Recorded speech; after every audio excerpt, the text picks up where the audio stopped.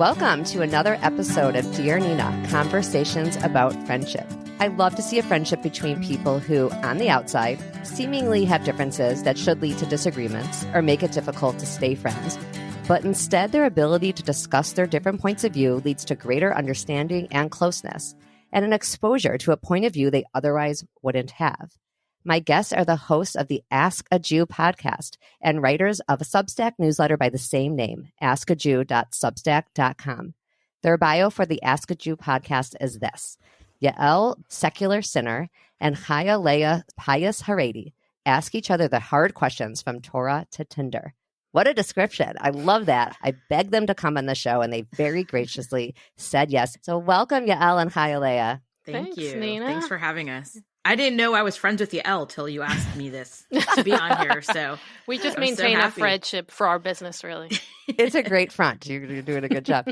So for my non-Jewish listeners, I want to explain that Chaya Leah and Yael are from two different parts of the Jewish community. There can be division, assumption, a real lack of curiosity about the other, which is an issue in life altogether. But even just within our Jewish community, that's an issue. I'd say Yael and Chaya Leah break the mold. And I love that they don't feel they have to tiptoe around each other. There's no tiptoeing in this relationship. And it's so refreshing in a world where pure politeness and safe topics seem to reign supreme, and friends will really only talk about things they agree on. But before we get to that topic, can you explain for listeners where you each come from Jewishly? And then I'm going to explain, because I almost don't talk about it at all on the show, where I fit in, which is right in between the two of you, I think. I can start because I feel like mine's easier to explain. Go, Yael. I'm a secular Jew, even though Chaya might say there's no such thing. But I was born and raised in Israel. People tend to think it's very religious, and some parts of it are. But if you're secular in Israel, it's very easy to never go to a synagogue or never really do anything religious, which is what my family did, because you're kind of like, we're already there, right? We already speak the language. So I grew up never going to synagogue, never doing anything kind of related to religion aside from the big holidays. And I live in New York City, and just kind of a bit of a city girl lifestyle, which is, I think, very different from my co-host. And what do you do professionally, as long as we're on you, Yael? I am a crisis communications consultant. So I worked for many years in law enforcement doing social media for the New York City Police Department. And now I do it mostly for the private sector, a little bit for policing too. But if you have a crisis that has to do with your public image, you can call me, which is pretty interesting. Every day is different. That's good to know in case I ever get in a pickle. Yeah. Glad to know that. All right. Thank you. Okay. And Chaya Leah, Jewishly and professionally, tell us about you. Well, how many hours do we have now? So I live in Long Beach, California, and I was born and raised into a ultra-Orthodox family, even though that's not a term that most religious people like, ultra-Orthodox, but it's the easiest way to explain who we and what we are. I'm a Hasidic Jew. My family is Chabad. I grew up with parents who are Chabad rabbi and rebbitzin here in Long Beach. And my grandparents are all Orthodox Jews, and a long, long line of rabbis and Orthodox people. So I had a very traditional religious upbringing. I'm married to a guy who we've been married for 21 years. He's also from a very Orthodox family. We have 4 sons. And I've been a Jewish educator most of my life. I taught high school for many years, Jewish history. And now I'm the director of Hillel at Cal State Long Beach, which is the Jewish student group on campus. So that's a more liberally Jewish institution generally. So I kind of live in both worlds of like the ultra-Orthodox and more liberal Jewish spaces. And I don't mean liberal in political way. I mean like Jewishly. So yeah. Does Cal State not have a Chabad? That's a great question. No, they don't. It's a bit complicated because in Chabad, the model is for a couple to run the Chabad house or the synagogue or the center, whatever you want to call it. But in my case, my husband's in business and he wasn't really interested in this kind of work.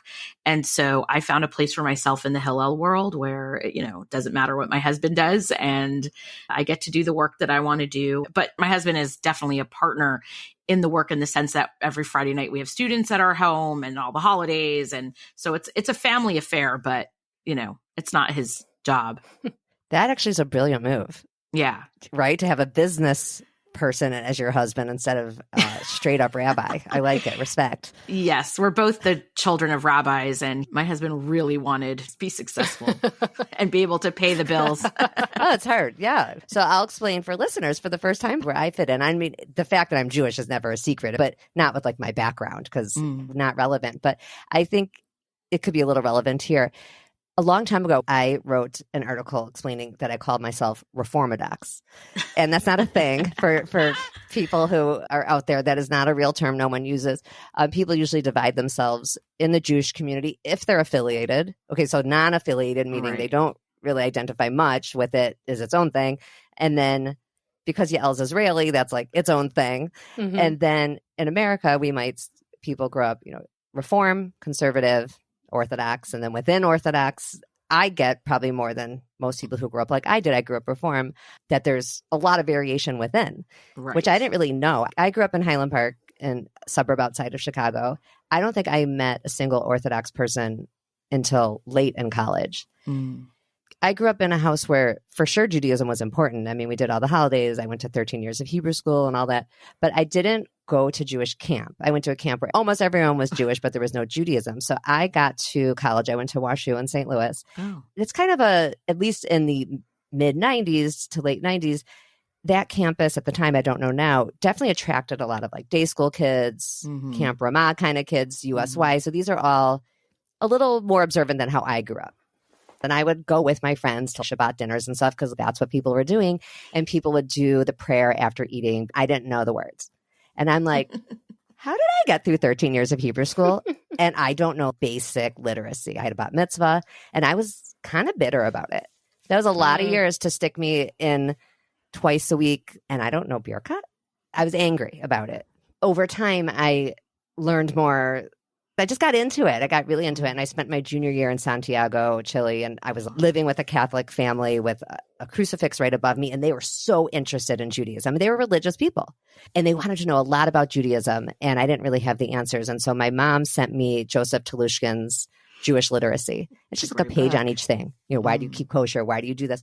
And I would have to kind of translate it into Spanish for my hosts. And I learned a lot. It's not like I got the prayer skills, but I got a lot of background in history. And then I worked for Hillel for 1 year after college, by the way. I know I'm telling so much of my story. I'll get to the point, but no, it's great. My boyfriend at the time, who became my husband, he grew up a conservative Jew and a really learned one. And he has a wonderful voice. He knew all the prayers. He made me a tape, like an actual tape. I think this is like pre-MP3. He did Kiddush, which is the prayer over the wine, like the long one. He did the full Birkat. All the prayers that I wanted to be able to participate. He did the entire Friday night. And I learned it the same way I learned my bat mitzvah, via tape. That's so nice. I love that.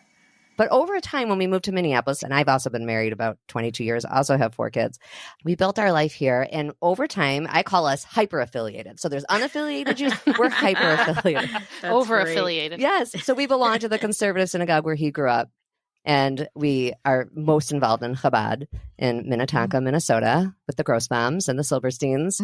And then we're also involved in more centrist Orthodox synagogue. But I don't, that's why I call myself Reformadox. Now that makes more sense, right? That totally makes sense. I love that. That's great. I have a cousin who's a Chabad. I mean, not to play Jewish geography now, but I have a cousin who's a Chabad in Minneapolis, St. Paul. Oh, the Bendits. Oh, yeah. Sure. Yeah, we're Facebook friends. Do you know Yeah, I know she's them. my cousin. Oh my gosh. Okay, you'll have to tell her you're on the show. Chaya has a lot of cousins. Right. That's true. Half our listenership, I think, are related. That's helpful. They should subscribe to your Substack. Okay, so back to the main topic. Like I said, I do love the banter and occasional disagreement between the two of you. And I don't know what it's like privately or if that's just a thing for the show. And of course, you agree a lot too. I know you agree on plenty of things. But I'm curious if you agree with my statement that these days friends seem to keep things polite, safe. Absolutely. Yeah. Not just friends. I think everyone, like every relationship, it's just, why touch anything that can be a little controversial? And sometimes that's the things that bring people more together, help us learn and grow. So everybody's keeping it pretty parv, if I may use a term from Chaya Leah. Yeah, absolutely. I feel like I've been able to define who my real friends are now by the people who I can just be open and speak my mind. If I have to edit what I'm going to say, I feel like that's not a friendship that I can keep up with anymore because it's too hard and exhausting and too complicated. It's hard to keep track of who you can say what to. Yeah. And I need to be able to be myself. I mean, that's what friendship, to me, that's what friends are for, is an opportunity to unload or to share and to cry and laugh together. And if I can't be 100% of who I am, and I mean, I don't think we're never 100% of who we are, but at least 99%, then it's like an acquaintance. When people talk about an echo chamber, this is what they mean. Because I guess we use that term a lot to mean online. Yeah. The algorithm makes it so that if you like certain kinds of things, then you're only going to keep seeing those things. And then that's the echo chamber. But it happens offline too, where we surround ourselves with people exactly like us. Yeah. And I don't just mean politically, but yes, also politically. And in all ways, you're only going to hear one point of view. It's very self-selecting too, right? Nobody's doing this to us. We're choosing to stay within our groups. I know for myself, definitely growing up in the way that I did in a very tight-knit Orthodox community, I didn't have lots of opportunities to be friends with people who weren't like me. It took time. I mean, it took time becoming an adult, having kids, and, friendship changes over years. When my kids were little, most of my friends were people that had kids my kids' age and that we, went to mommy and me together. And now that my kids are grown, I had to find new friends. It's constantly evolving. I feel like my friendship path has evolved along with my evolution, right? As a person, I really appreciate that I've been able to find real friends along the way. I mean, someone like Yael, who I didn't know. I just met Yael during COVID. And I mean, she's one of my best friends. We tell each other everything. We're literally soulmates in a way, And the first time I met her in person, I invited myself over to stay at her place for Shabbat. Did you go to see her, or were you going to California for another reason? No, I was going to California for another reason, but I was going to have Shabbat at her place. People who know me, I guess, know my personality, but it's not something I do. Like, I don't feel comfortable. I don't stay at other people's houses and invite myself, but I just felt so comfortable with her. It seemed very obvious to me that that's an okay thing to ask. And she said no, and it was weird. But no. No, thanks. No. Obviously, we had a great Shabbat. I'm sure it was fun for your husband, Chaya Leah, and kids to meet this mysterious imaginary friend that you have. And I'm the normal one. You know how many she brings all these internet friends over? Some of us are mutual friends. Let me tell you, there's a cast of characters that come through that house for Shabbat. Yeah. And you guys really do lead very different lives. You live in different corners of the country, right? And beyond Jewishly, Yael, you are not married with kids, correct? And Chaya has got these 4 sons, but Jewishly too. That brings me to something I really hope we can help people with, because I really do like each episode to be something that people can take away. I end every episode by saying when our friendships are going well, we're happier all around. And I really think that's true. I mean, think about when you're having strife with a friend, it just gnaws at us. Ugh, totally. Do you ever do that thing where you have a whole argument with your friend in your head? Yeah. Yes, of course. Yeah. Yes. I've been writing about friendship since 2014 and I haven't run out of material. I mean, people, it's a really rich topic. This topic is one I've been kind of afraid to touch because even bringing up the fact that there are people who are coming from different points of view makes me anxious to even say the words, even though I get tons of letters about it. A lot of them are anonymous, so I can't write the people back, but people will write me and say, I suspect my friend voted for whichever person. It could be either side. Right. I think my friend voted for this one. I don't know if we can be friends anymore. I think my friend voted for that one. I don't know if we can be friends anymore. And I wish I could write them back and say, you are missing out on an opportunity, back to the echo chamber, to hear a different point of view. How are you able to disagree about things in a way that isn't condescending, that doesn't turn the other person off? And either if it's with each other or other friends you have. I'll start and then Yael could interrupt me as usual. I'm just kidding. I just feel that when it comes to being friends with someone, you accept the person, the whole person, exactly as they are. You're not in a contract. You're not married to each other. If this is not something that works for you and you don't feel good about, fine, move on. But I love my friends. I love them so much that even though I disagree fundamentally on many things with them, it doesn't matter because the love I have for them is so deep that the attachment is far greater than the disagreement. I mean, okay, maybe if they were a Nazi and they were coming to kill me, fine, I would say I don't like you anymore. We can't hang out anymore. Right. But I so appreciate my friends, even the ones that challenge me. Yael is one example, but my best friend in the world is polar opposite to me. We've always had disagreements, but then COVID happened and all the stuff that went on and we had more disagreements and yet we never, ever, ever stopped loving each other. And that I think was the basis of it. Sometimes I would say, you know what, we should stop talking about this right now and we'll discuss it next week. And let's talk about Tom Brady or the Kardashians or whatever. You know, you change subjects, but my commitment to that relationship supersedes anything that is going to upset me to break up with the friend. I never want to do that ever. And I wouldn't want friends to do that to me. Because I like being different. I want to tell you what I think. And I hope that my friends give me the same respect where it's like, we know that you're a good person and we love you even if we don't agree with you. I think there has to be that commitment to the relationship. And then, okay, so we don't agree. So big deal.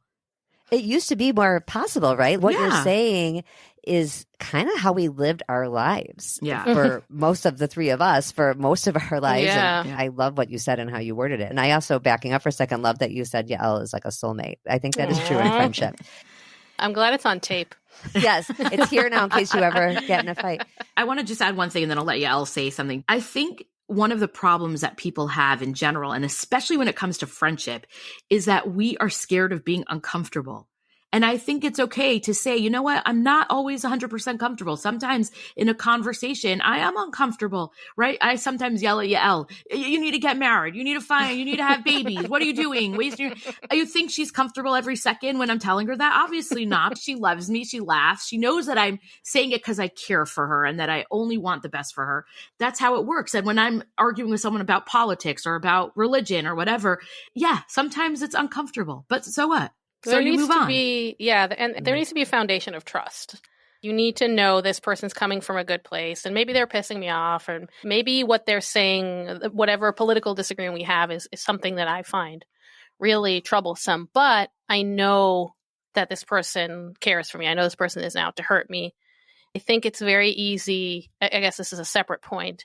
You know, we want everything in our life to be perfect. So if we look at a friendship or relationship and this part of it doesn't work, we're like, okay, well, I'm just going to move on to the next one. And, you know, you have to pick your battles and choose what's important for you. And I think, unfortunately, a lot of times people break up friendships over things that aren't really that important. It's true. Yeah, no, it's true. I think so many important points you guys have brought up. Friendships don't need to be perfect. It is okay to be uncomfortable. Mm-hmm. And wait, can I say something very controversial now that I think about it? Sure. I don't think I've ever said this before. I think it's also okay to vent about your friends sometimes. If there's something that one friend does that drives you crazy, it's okay to kind of let that out. Maybe if the three of you are best friends, maybe that's a bad idea. But, you know, to tell your like partner, to tell another friend like, oh, Chaya Leah again with her religion. You know, with her Judaism. As long as you don't like, get too caught up in that, but it's okay to acknowledge that, like, I don't like this part of this friendship, but you understand that there's something bigger here than this thing that annoys you. We stay in these friendships for the bigger picture, right? Mm-hmm. We're not looking for life partners, romantic partners. That's the thing about friendship is, like you brought up earlier, Chaya Leah, it's true. We do get to choose. It's a choice we make to stay in it, and if you're going to choose to stay in it, you do have to stay in it for all the reasons. And yeah, like Yael said, you can release your aggravation about certain things to some other trusted person. And what do you think about people who like, I'm sorry, I'm like taking over the interview. No, please. Now. I know we're all hosts here, so that's hard. 3 Jews. Ask 3 Jews. What do you think about people that like, break up a friendship? I've always thought that was kind of weird. Why don't you just like stop talking to me like a normal person? Well, that's what most people do. Yeah, that is what most people do. Most people do drift away. That's the number one way a friendship ends is, you know, you send a text. Normally you would get a text back right away, but now it's 3 days, then it's 5 days, and you're like, oh, is that personal? I normally tell people not to take things too personally, but sometimes that is on purpose. Sometimes you're not imagining things. Believe it or not, there are people who prefer to be broken up with directly, but there are also people who prefer to be ghosted. That's interesting. Because by the way, just because somebody has an opinion about your friendship or about you, and it doesn't mean they're right. That's just their opinion. So maybe the friendship isn't working for that person anymore. And sometimes, like you said, people just drift apart and it's not anything, it's not like they dislike each other, but. And also, people are going through so much stuff in their lives, right? People are in recovery. They're going through a divorce. So there's all kinds of issues people have where they cannot fit friendship in. Chaya Leah, I'm asking you here on this podcast, if you ever need a break for me, please don't sit me down and be like, I need a break. Just stop answering me. Which, by the way, you don't answer a lot of my texts, so maybe you are. So it's fine. Maybe we are on a break. We are on a break. You didn't even know.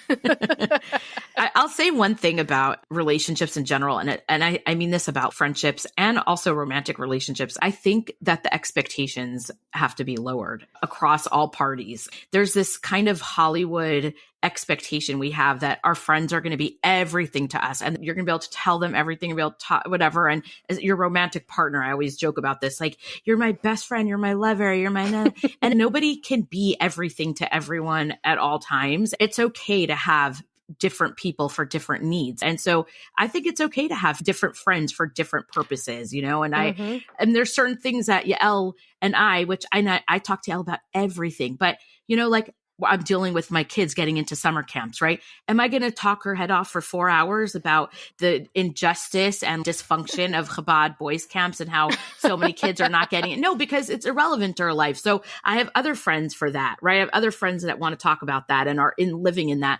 And it's okay. So it doesn't mean that I'm hiding from her. It doesn't mean I'm shameful of what I'm talking about. It's irrelevant to our friendship. And so sometimes you have to think about what makes sense to talk to with each friend, or what makes sense to share or burden or argue or disagree. I mean, if you have a friend who hates politics, don't talk about politics with them. Right. Yeah. Just don't. And it's okay. I think it's okay if you can, if you're that kind of person, also have superficial friendships. And I have a lot, and I don't mean that in a bad way. Like, I mean, I have friends who I go for runs with, for example, or I'll hit them up if I'm going to see stand-up comedy because I know they like stand-up comedy. I help these friends in need. It's not like I don't care for them, but I don't talk to them about my deepest, darkest secrets, and I don't necessarily invite them wherever I go, but I want to be with them in certain times of my life.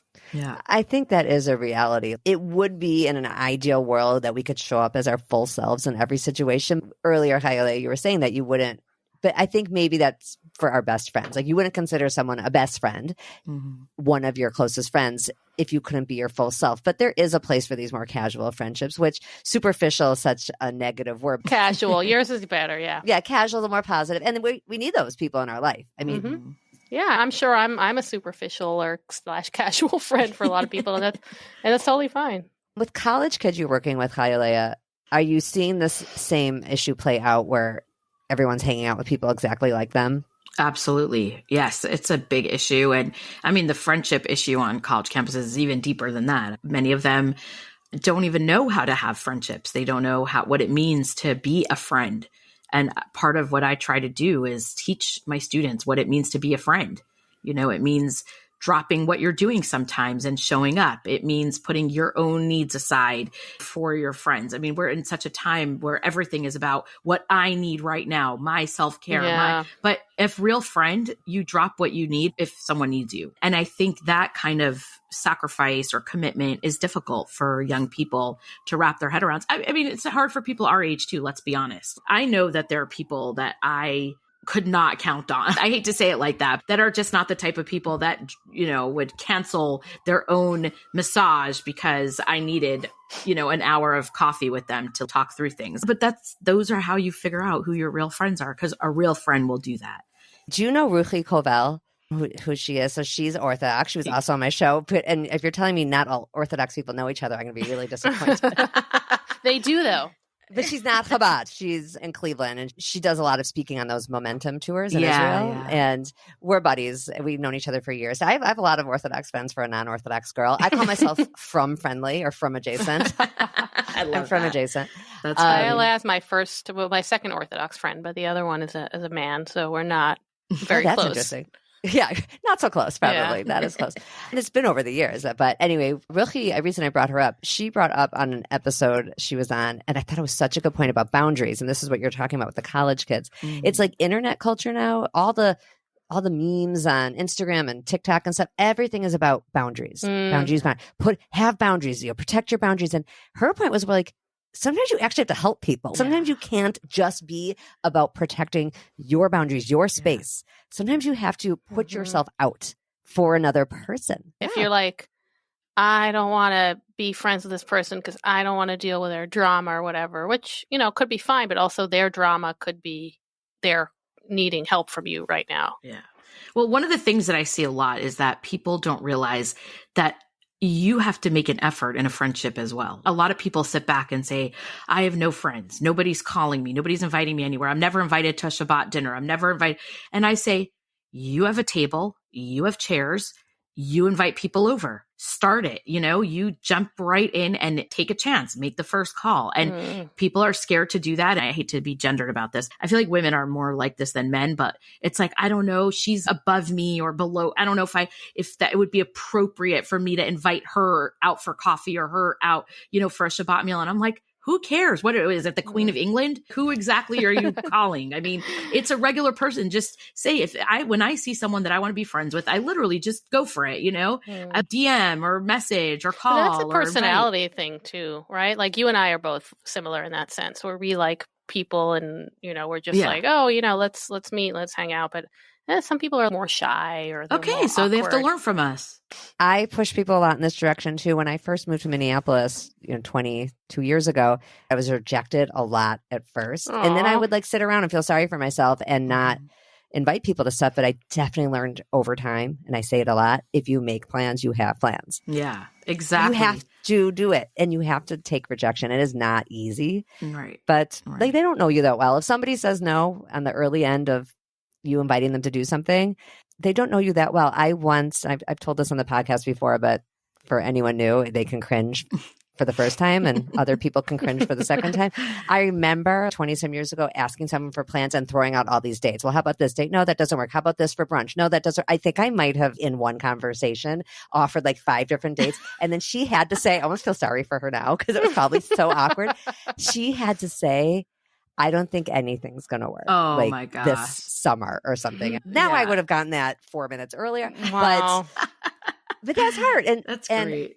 In fairness to her, I have definitely been on the side in now 20-some years of also kind of just not wanting to get a friendship started. And there are times in life when you just don't have it in you. It might not even be personal to the person. You just don't have the bandwidth. And she kind of did me a favor in the end. Right. I'm saying this because I recognize that making friends is not natural for a lot of people, but make friends on the internet. Chaya and I met on the internet. We have so many good friends that met online. We have a couple that got married and they met not on a dating app, online through different communities that you're involved with. We happen to meet through a podcast that we're both listening to. Now, ladies, we have deviated very far from our topic and gone into all kinds of friendship topics. My final question for you, you guys will laugh. Well, I won't say it quite yet. I will say that I have found such a wonderful part of my life being friends with people who are much more religious than I am. I learn so much from them, and I think they learn from me. I feel that it's not a mentor-mentee relationship. These are real friendships, and we get a lot from friendships with each other, and I know you two do as well. I wish there were more friendships between Orthodox and non-Orthodox women, because I feel like then there'd be more hope for Jewish unity. My final question for you, is there hope for the Jewish people? Is there hope for us? I could just say that, I might get some hate mail for this, but I think on the side of the Orthodox women, if you could put aside your desire to make your friends more religious, forget about that. You have to drop that. That cannot be part of a friendship. A friendship has to be that you really care about the person the way they are. You're not trying to influence them. You're not trying to teach them. Like you said, it's not a mentor-mentee situation. I absolutely think we could learn so much from each other and we could be best friends and it's not a problem, but you have to stop thinking of the relationship as I'm going to change this person. No. Is that how you thought of this relationship at the beginning? Never. Okay. Not once. But I think the non-Orthodox person also has to be careful to not think you're coming in there to save a person from patriarchy. And right? I mean, that's a whole thing, right? Oh, definitely judgment. Not. What I was referring in my intro, at least in terms of our two communities connecting, and I was talking about judgment, I really meant more from the non-Orthodox side, judging the Orthodox side. Wouldn't you say, yeah? Yeah, no, I definitely. I mean, you think they're weird. You look at them and Chaya and I talk about this all the time, but you're walking in Brooklyn or wherever religious area, and you're like, these people are weird because they're not like me. Yeah. They're dressed differently. But then you discover things that you do have in common. Maybe you like the same books or you have even the same sense of humor. But it's very easy for secular people, and especially being Israeli, we do tend to look down on religious Jews. And we haven't even talked about what's going on in Israel right now, which is, among other things, a very big divide between secular and religious Jews, really to a point that feels like just there's a lot of hatred on both sides. So, yeah, maybe there are fundamental disagreements, but they're not the kind of disagreements that should affect your day-to-day interaction with this person. Exactly. Right. Yeah, I mean, who somebody voted for, it shouldn't affect the friendship. Maybe I wouldn't marry this person if we have different fundamental beliefs, but there's so much more to that. Yeah. Yes, that's a really good point. It kind of back to this idea. First of all, you can have more than one friend, right? We don't need every friend to be everything. Exactly. Just to wrap up all the things we've talked about, it's good to have different friends for different things. With your closest friends, it would be, I think, important to be able to show up as your full self and not feel like you're going to be condescended to. And it's okay to disagree. Just you don't want to be yelled at and made to feel like you're dumb for having that point of view. Any last things you two want to say before we say good Shabbos to Chaya Leah and Shabbat Shalom to Yael?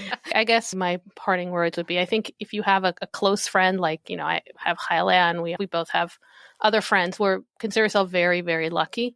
If you don't have that, that's okay to start small. Some of my closest friends are people I've only met in recent years. I think sometimes people look at other people's relationships and say, why don't I have that? And it's not easy. I've lived so many different places. I've been in a lot of different situations. So I'm lucky to have met a lot of people, but not everybody is exposed to so many people. So if you just have somebody that you like and you enjoy talking to and you send them a funny meme or, you can send them an email, that's a friendship too. And you can build from that.